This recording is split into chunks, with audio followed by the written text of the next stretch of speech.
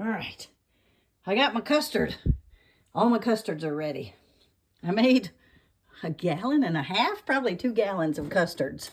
Close to 2 gallons. So I'm going to keep them in this cooler, this is where I do my yogurt, and that'll help them cool.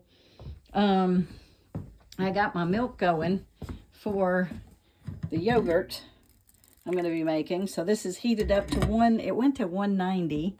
So I let it slowly cool, and then I'll add my yogurt to that, and I'll put it in that cooler.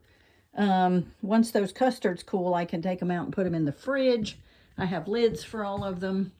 So then I load my yogurt. So this is actually warming up. This will be warming up my cooler so that it's warm and ready to get my yogurts. And I'll probably have a couple of gallons of yogurt. I will have.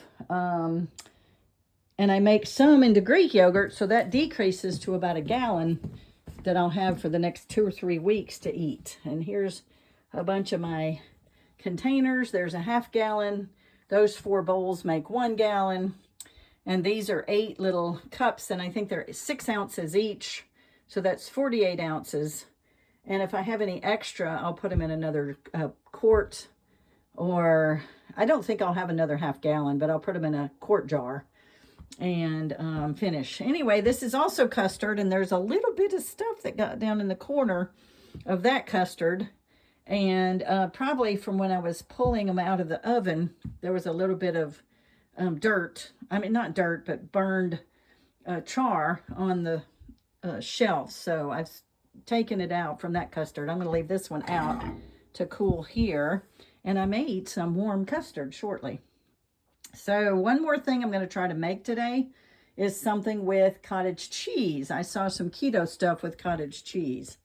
So this is my tea kettle for the boiling water. I will pour boiling water, just slosh them around in all these just to make sure there's no bad bacteria that will grow in them before I make my yogurts. And so I'll be putting that in my cooler and leave it for a good 24 hours. Sometimes I go to 28 hours on the yogurt, and I have this organic probiotics I'm going to put in it today. Whole milk, Stonyfield. I have some old yogurt, but it has a little bit of a twang, a smell of alcohol, so I do not want to use it in my new yogurt.